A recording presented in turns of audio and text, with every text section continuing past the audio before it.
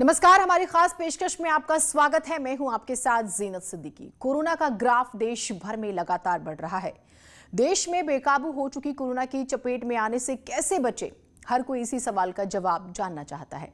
आज हम medical experts के जरिए बताएंगे कि ऑक्सीमीटर से ऑक्सीजन सिलेंडर तक और ऑक्सीजन कंसंट्रेटर से लेकर वेंटिलेटर तक किसे और कब जरूरत पड़ती है, कोरोना के इलाज में काम आने वाले मेडिकल उपकरण के क्या फायदे हैं और उन्हें दरअसल इस्तेमाल कैसे करना है। ये तमाम जानकारी इस रिपोर्ट में।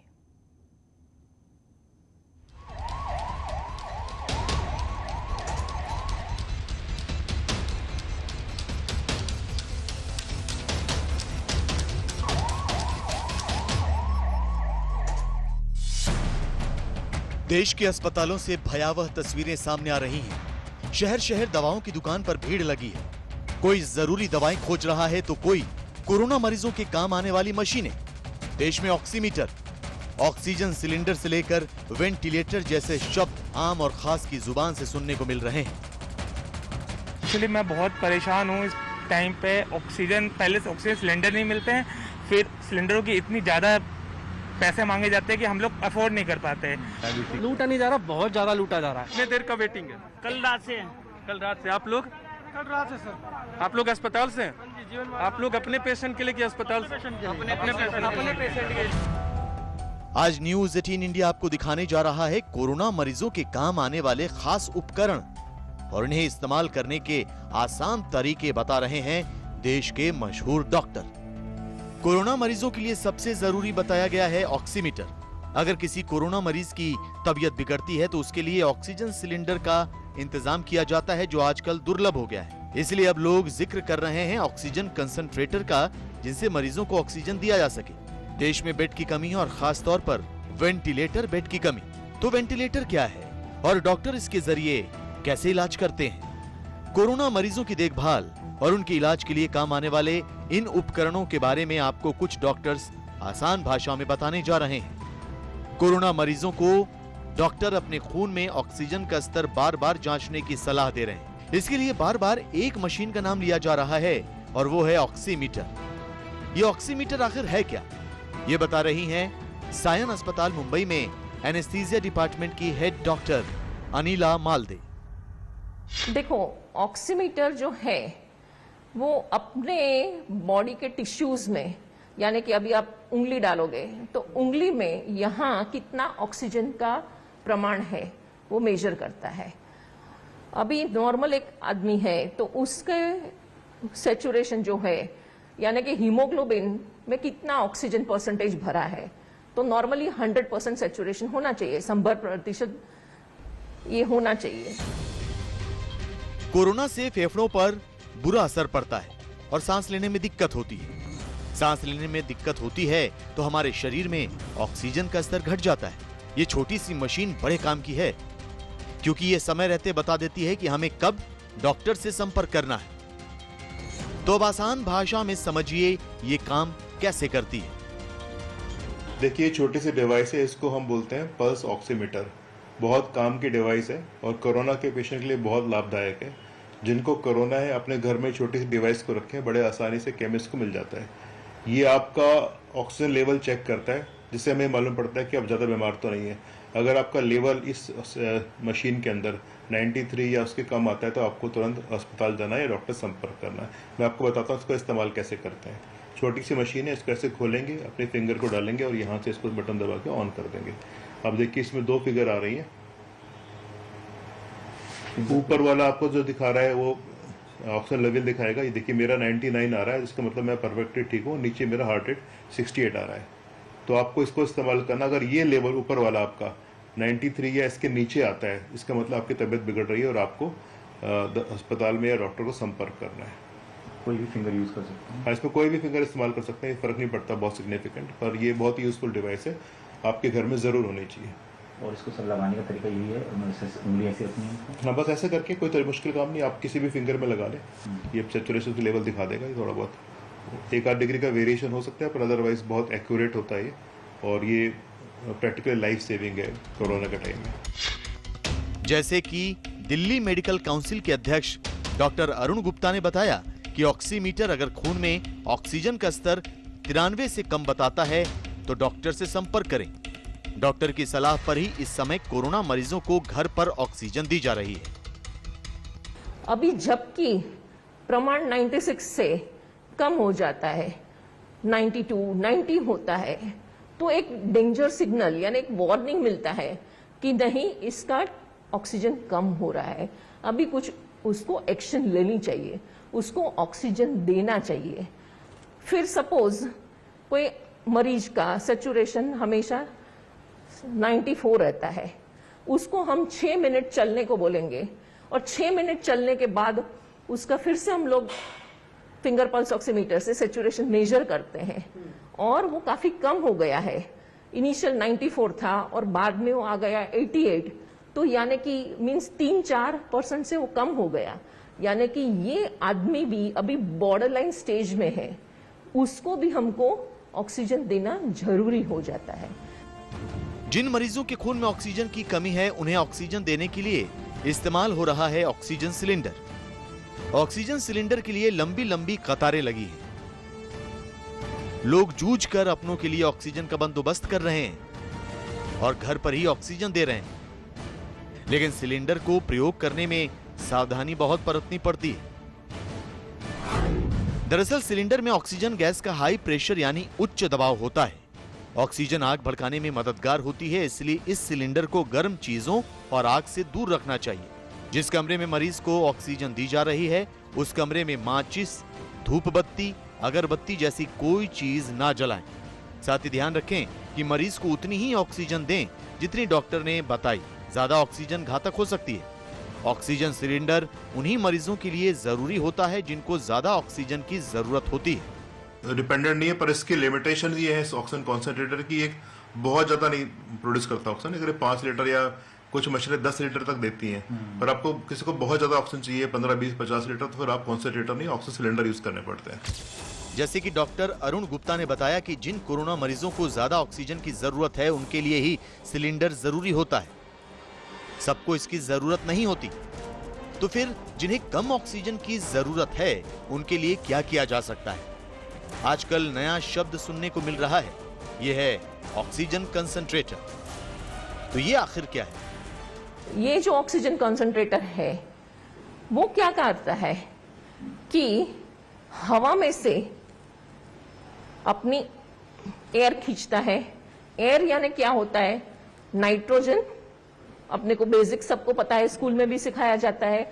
ऑलमोस्ट करीब करीब 78% नाइट्रोजन होता है, 21% ऑक्सीजन होता है और बाकी के 1% में बाकी के जो भी है कार्बन डाइऑक्साइड वगैरह और ट्रेस गैसेस रहते हैं। तो ऑक्सीजन कॉन्सेंट्रेटर जो है वो एक टेक्नोलॉजी होती है, उसमें एक सीव होती है जियोलाइट की, और वो क्या कर लेता है कि वो नाइट्रोजन जो है वो खींच लेता है अपनी सीव में। ओके, नाइट्रोजन खींच लेगा तो रहा क्या? ऑक्सीजन। तो वो ऑक्सीजन को कॉन्सेंट्रेट करके अपने को दे पाता है। ऑक्सीजन कंसंट्रेटर उतने प्रेशर से ऑक्सीजन नहीं फेंकता, तो हम जनरली ऑक्सीजन कंसंट्रेटर उन लोग को देते हैं जो हमारे अस्पताल से डिस्चार्ज होके जाते हैं, जिनको कोविड बीमारी ख़त्म हो गई होती है। उसके बाद 1-2 लीटर का ऑक्सीजन का ज़रूरत होता है, जिससे वो घर पे 1-2 लीटर पे रहें और उनका ऑक्सीजन उस पर ऑक्सीजन ठीक आ जाता है शरीर में। ऑक्सीजन कंसंट्रेटर अगर आप घर पे यूज़ कर रहे हैं तो आप डॉक्टर से ज़रूर पूछें, क्योंकि अगर इसको बीमारी के स्टार्टिंग में ले रहे हैं आप, तो ऑक्सीजन कंसंट्रेटर से आप थोड़े टाइम के लिए तो आप अपने मरीज़ को घर पे रख लेंगे, बट आगे आपको डॉक्टर का ज़रूरत पड़ेगा, अस्पताल में जाना पड़ेगा। ऑक्सीजन कंसंट्रेटर काम कैसे करता है, ये बता रहे हैं डॉक्टर अरुण गुप्ता। अब मैं आप लोगों को ऑक्सीजन कॉन्सेंट्रेटर के बारे में बताना चाहता हूँ कि क्या होता है और ये कैसे काम करता है। देखिए, ये वीडियो में आपको साफ नज़र आ रहा है कि एक छोटी सी मशीन है। ये देखिए इस तरह का होता है। ये छोटे से आप वॉशिंग मशीन या फ्रिज के साइज़ का मान लीजिए। इसको ये बिजली के थ्रू चलता है और इसकी सबसे अच्छी बात यह है कि इसमें ऑक्सीजन को रीफिल नहीं करना पड़ता। ये एटमॉस्फेरिक एयर से ऑक्सीजन निकाल करके पेशेंट को देता है। ये इसमें एक फ्लो मीटर लगा हुआ है, आपने जो देखा वहाँ पे भी। तो ये दुनिया बटन से इसको ऑन करेंगे। इस फ्लो मीटर के थ्रू आप ऑक्सीजन सेट कर सकते हैं। आपको 1 लीटर चाहिए, 2 लीटर चाहिए, 5 लीटर चाहिए। तो इस तरह की मशीन बहुत ही यूजफुल है। खासकर यहाँ पे पाइप लगता है जिसके थ्रू पेशेंट को ऑक्सीजन पहुँचती है। तो ये मशीन बहुत ही यूजफुल है और खासकर कोरोना के पेशेंट में जिनकी मेन रिक्वायरमेंट ऑक्सीजन की है और इस समय ऑक्सीजन की कमी चल रही है, सिलेंडर्स को भरवाना बहुत मुश्किल है, तो इस तरह के कॉन्सेंट्रेटर्स इंडिविजुअल लेवल पे और सरकार के लेवल पे भी दिल्ली में मंगवाए जा रहे हैं और दुनिया अपने सेंटर्स में इसको इस्तेमाल किया जा रहा है। तो आज के वक्त में ऑक्सीजन कॉन्सेंट्रेटर की बहुत वैल्यू है। मुझे लगता है कि इसका इस्तेमाल अस्पतालों में भी कर सकते हैं, इसका इस्तेमाल आप घरों में भी कर सकते हैं, जहाँ पे ऑक्सीजन लेवल बहुत कम नहीं, थोड़ा सा मार्जिनली कम है। मान लीजिए आपका 90 और 85 के बीच में है, तो इस ऑक्सीजन कॉन्सेंट्रेटर के थ्रू 2 लीटर से 3 लीटर से 5 लीटर से इस्तेमाल कर सकते हैं। और इसकी जो कैपेसिटी होती है 2 तरह के आते हैं, 5 लीटर तक के भी आते हैं, 10 लीटर तक के भी आते हैं। तो एज पर रिक्वायरमेंट आप इस्तेमाल कर सकते हैं। मैं थोड़ा इसको और आगे बढ़ा के दिखाना चाहता हूँ आपको। ये इसमें एक फिल्टर होता है, उसमें डब्बा लगा होता है, उसमें आपको ऑक्सीजन पानी डालना होता है ताकि जो आपकी ऑक्सीजन है ह्यूमिडिफाई हो सके और ड्राई ना रहे। बड़ा सिंपल तरीका लगाने का, आपको डब्बे को देखते ही आप समझ जाएंगे, उसमें लिखा होता है तरीका, ये जैसे लगा रहे हैं, यहाँ से ऑक्सीजन जाएगी, इसके थ्रू फिर आपको पेशेंट तक पहुंचेगी। ताकि ये देखिए, ये पूरे की पूरी मशीन उन्होंने इंस्टॉल कर दी है। इसको ऑन करेंगे वहां लगा करके और मैं आपको आगे दिखाता हूँ। अभी देखिए ये ऑलमोस्ट कंप्लीट है सिस्टम। यहाँ पे इसमें बिजली से चलता है, हवा से ऑक्सीजन बनती है। इस फ्लो मीटर से आपको कितने लीटर ऑक्सीजन देना है बटन से तय कर सकते हैं। ये ऑक्सीजन इस ह्यूमिडिफायर में जाती है पहले, फिर इस ट्यूब के थ्रू पेशेंट तक पहुंचती है ताकि आपको ड्राइनेस ना हो। और कई इसमें मशीनों में 2 पोर्ट होते हैं, मतलब एक मशीन से आप 2 लोगों को ऑक्सीजन दे सकते हैं। ये भी सुविधाएं होती हैं। 5 और 10 लीटर की 2 क्षमताओं के आते हैं अपने रिक्वायरमेंट के हिसाब से। ये ऑन ऑफ करने का बटन दिखा रहे हैं आपको, आप ये सेट कर सकते हैं। अभी देखिए इस समय चल रहा है, ये इसे बढ़ाने से ऑक्सीजन का लेवल 4 लीटर तक पहुंच गया और यहाँ पे दिखा रहा है इसको ना। तो मुझे लगता है इसका ऑपरेशन बहुत ही सिंपल है, कोई कॉम्प्लिकेटेड नहीं है, सिर्फ ऑन ऑफ कर सकते हैं। ये देखिए ये बबल्स आ रहे हैं, इसका मतलब ऑक्सीजन उसमें जा रही है। इससे ह्यूमिडिफाई मतलब थोड़ा सा मॉइस्चर आता है ताकि ड्राइनेस हो। ये कैनुला के थ्रू जा रहे हैं, नाक में लगा देते हैं इससे, जिससे पेशेंट को ऑक्सीजन मिल जाती है। तो ऑक्सीजन देने के तरीके दोनों हैं, सिलेंडर भी है, कॉन्सेंट्रेटर भी है। कॉन्सेंट्रेटर का फायदा ये है कि आपको बार बार रीफिल नहीं कराना पड़ेगा, ये लगातार एटमॉस्फेयर से ऑक्सीजन देता रहेगा। पर इसकी लिमिटेशन ये है कि मैक्सिमम 5 या 10 लीटर तक दे सकते हैं।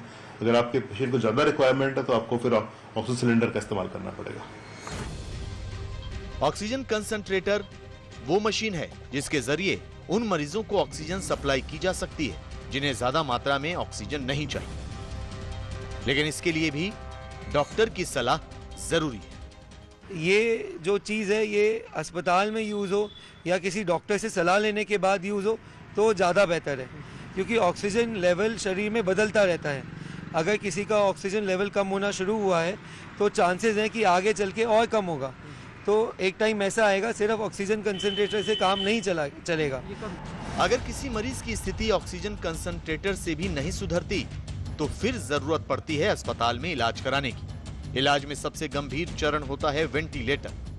ये टाइप के जो मशीन होते हैं फुल फ्लेज्ड, उसको वेंटिलेटर बोलते हैं। तो ये जो फुल फ्लेज्ड वेंटिलेटर है वो कनेक्ट हो जाता है, तो ये ऑलमोस्ट पूरा सपोर्ट देते हैं। जब तक फुफ्से गंभीर परिस्थिति में से बाहर न आए तब तक वो मशीन उसको सपोर्ट देता रहता है। समझे आप? तो इसमें क्या है, इसमें भी ये जो वेंटिलेटर्स होते हैं वो काफी सोफिस्टिकेटेड होते हैं। उसमें पेशेंट को जितना सपोर्ट चाहिए उतना सपोर्ट हम एडजस्ट कर सकते हैं। तो वेंटिलेटर एक ऐसी मशीन है जो प्रेशर से हवा फेंकती है। एक टाइम आता है कोविड की बीमारी में जब सिर्फ ऑक्सीजन से काम नहीं चलता, फेफड़े कमज़ोर हो जाते हैं और जो सांस लेने की जो मसल्स हैं वो कमज़ोर हो जाती है। तो उसमें ऑक्सीजन तो देनी पड़ती है बट उसके साथ साथ प्रेशर भी लगाना पड़ता है जिससे वो ऑक्सीजन फेफड़ों तक पहुंच जाए अच्छे से। तो इस टाइम हमें वेंटिलेटर काम आता है और वेंटिलेटर लगाना पड़ता है। जब ऑक्सीजन से काम नहीं चलता तो हम वेंटिलेटर लगाते हैं जो फेफड़ों को खोल देते हैं और उसमें ऑक्सीजन का एक्सचेंज आराम से अच्छी तरह हो पाता है। वेंटिलेटर भी अलग अलग तरह के होते हैं और मरीज की स्थिति के हिसाब से इस्तेमाल किए जाते हैं। देखिए, जब कोरोना के पेशेंट की तबीयत बहुत ज़्यादा खराब हो जाती है और नॉर्मल तरीके से ऑक्सीजन देने से बात नहीं बनती तो कई बार हमें मैकेनिकल वेंटिलेटर्स का इस्तेमाल करना पड़ता है। मैकेनिकल वेंटिलेटर से एक तरह की मशीनें होती हैं जो सांस लेने में हेल्प करते हैं और शरीर में ऑक्सीजन जाने में हेल्प करते हैं। मैं आपको शॉर्ट में बताना चाहूँगा कि वेंटिलेटर क्या होता है और कैसे काम करते हैं। देखिए, ज़्यादातर मरीजों को तो माइल्ड ऑक्सीजन से काम बन जाता है। बहुत कुछ लोगों को वहाँ तक पहुँचते हैं जहाँ की वेंटिलेटर की रिक्वायरमेंट होती है। और वेंटिलेटर बेसिकली क्या होता है कि जब हम सांस लेते हैं तो हवा से के थ्रू ऑक्सीजन हमारे फेफड़ों में पहुँचती है और फेफड़ों में पहुँच करके वो हमारे फेफड़ों के थ्रू हमारी ब्लड वेसल्स में जाती है, जहाँ से ऑक्सीजन पूरे शरीर के हिस्सों में पहुँचती है जहाँ ये पहुँचनी चाहिए। जैसे हमारे फेफड़े हैं, ये ऊपर से ट्रेकिया जिसके थ्रू हवा आती है, तो आप एटमॉस्फेयर से ब्रीथ करेंगे तो ट्रेकिया के थ्रू ये दोनों लंग्स में हवा पहुंचेगी। और लंग्स में जाने के बाद छोटे छोटे वेसल्स होती हैं, छोटी एल्वोलाइज होती हैं, ये देखिए वेसल्स हैं, ये देखिए किस तरह से हवा अंदर जा रही है। और हवा जा करके ये दोनों ये पतले पतले पाइप्स होते हैं जिनको हम ट्रेकिया और ब्रोंकियोल्स कहते हैं, इसके थ्रू आखिरी में जा करके इस तरह के पतली पतली ट्यूब्स बन जाती हैं, इनको एल्वुलर सैक कहते हैं। इसमें आपको देख रहे हैं नसें हैं दो तरह की, एक तो होता है जो प्योर ब्लड होता है जिसमें आर्टरीज कहते हैं, वो कैरी करता है, और एक ही होता है तो जो आप इनहेल कर रहे हैं इसमें ऑक्सीजन आपके ब्लड में जाएगी और कार्बन डाइऑक्साइड ब्लड के थ्रू लंग्स में वापस आएगी। और जब आप सांस को वापस छोड़ेंगे तो वो हवा जिसमें ऑक्सीजन कम है पर कार्बन डाइऑक्साइड ज्यादा है वो बाहर चली गई। ये सर्कल चलता रहता है, बार बार ये ऑक्सीजन अंदर जाती है और कार्बन डाइऑक्साइड बाहर आती है, ऐसे हम ब्रीथ करते हैं। पर कोरोना के पेशेंट में क्या होता है, आखिरी में ये देखिए ये फ्लूइड भर जाता है जाकर के जहाँ पे हवा एक्सचेंज होनी चाहिए। अब इसके फ्लूइड भरने से ऑक्सीजन अंदर जा नहीं पाती और कार्बन डाइऑक्साइड निकल नहीं पाती, तो आप कहते हैं कि शरीर के अंदर ऑक्सीजन की कमी होगी। और वेंटिलेटर कैसे काम करते हैं, वेंटिलेटर एक तरह की मशीन होती है, देखिए मशीन है, हमने पेशेंट को अटैच कर दिया। वेंटिलेटर के थ्रू ये आखिरी में जाके, ये कई बार आप मैकेनिकली हाथ से भी इस्तेमाल कर सकते हैं दबा करके, पर ये मशीन वाला वेंटिलेटर है, इसके थ्रू ये ऑक्सीजन वाली एयर गई और पेशेंट के अंदर गई, पेशेंट ने ब्रीथ किया और कार्बन डाइऑक्साइड वाली बाहर आ गई। पहले ये वेंटिलेटर से निकल के एक छोटी ट्यूब होती है जो हम पेशेंट के गले में डालते हैं, उसके थ्रू लंग्स में जाती है। और ये थोड़ा टेक्निकल चीज़ें हैं कि पहले निकल के ह्यूमिडिफाई किया जाता है, उसको गर्म किया जाता है ताकि वो टेम्परेचर में पहुंचे। पर आप मेन बात समझने की है कि वेंटिलेटर एक ऐसी मशीन है जो आपके, अगर आपको सांस की दिक्कत है और आपके ऑक्सीजन की लेवल मेंटेन नहीं हो पा रहा तो मशीन के द्वारा प्रेशर से आपको ऑक्सीजन पहुंचाएंगे और जाकर के आपके ब्लड में ऑक्सीजन लेवल मेंटेन करेगा। गंभीर कोरोना मरीजों के लिए वेंटिलेटर इस्तेमाल किया जाता है।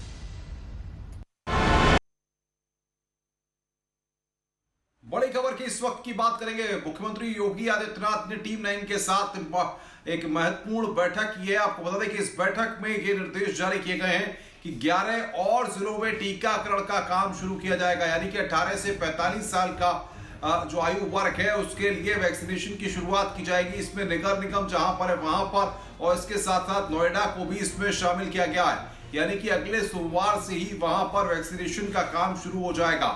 कोरोना के संक्रमण की चेन को तोड़ने के साथ साथ वैक्सीनेशन का काम तेजी से चलाने के लिए टीम 9 के साथ योगी आदित्यनाथ ने अब से थोड़ी देर पहले बैठक की है, जिसमें महत्वपूर्ण निर्देश जारी किए गए हैं और इसमें नोएडा को भी शामिल किया गया है। आपको बता दें कि 18 से 44 साल का वालों का वैक्सीनेशन इसमें होगा। प्रभारी मंत्री को केंद्र पर रहने के निर्देश यहां पर दिए गए हैं और साथ ही साथ ऑफिस में 50% लोगों के साथ काम हो, ये भी निर्देश जारी किए गए हैं मुख्यमंत्री के द्वारा।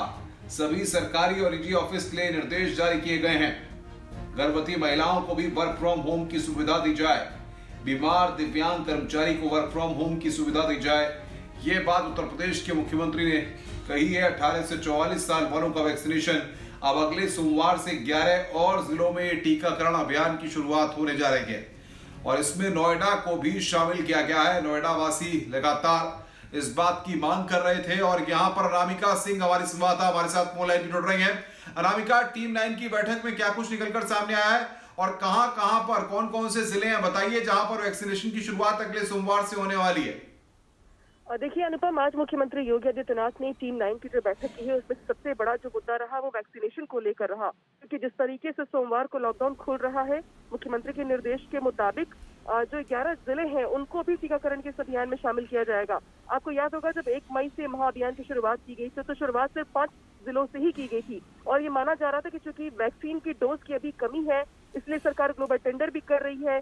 और लेकिन जिस तरीके से हमारे पास इंफॉर्मेशन है, एक बड़ी राशि कम से कम फिलहाल दे दी गई है और ये माना जा रहा है कि अगले हफ्ते से 1 करोड़ वैक्सीन की डोज सरकार के पास उपलब्ध होगी। और यही वजह है कि मुख्यमंत्री ने आज अपने निर्देश में ये कहा है कि 11 जिले और इस महाअभियान में जोड़े जाएंगे और खास तौर पर वहाँ के जो जनप्रतिनिधि हैं जो अब तक घर से बाहर नहीं निकल रहे थे या खुद भी कोरोना से बच रहे थे, उनको ये कहा गया है कि वो एक वैक्सीनेशन सेंटर पे जाके वहाँ का मुआयना करे ताकि लोग सोशल डिस्टेंसिंग को भी फॉलो करे, वो मौके पर जाकर के देखे कि कितनी बिल्कुल कमी है। बिल्कुल अनामिका, जाहिर तौर पर बहुत बहुत शुक्रिया आपका। टीम 9 की बैठक में मुख्यमंत्री ने यहाँ पर सख्त निर्देश दिए हैं और अब अगले सोमवार से इन जिलों में टीकाकरण का काम शुरू हो जाएगा।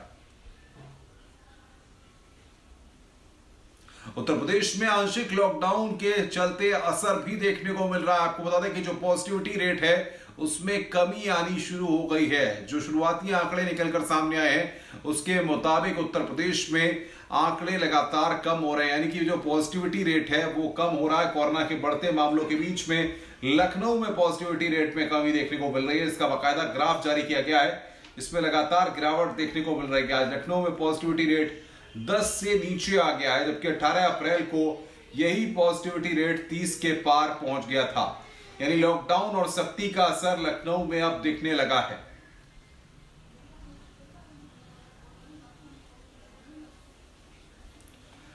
तो कोरोना के बढ़ते मामलों को लेकर लखनऊ में जिस तरीके से रोजाना 4000-5000 केसेस तक की संख्या पहुंच गई थी, ऐसे में यहां पर अब पॉजिटिविटी रेट जो है वो काफी घट गया है। जो शुरुआत में 18 अप्रैल की जो फिगर है उसके मुताबिक 30 के पार थी, वो अब 10 के पास आ गई है।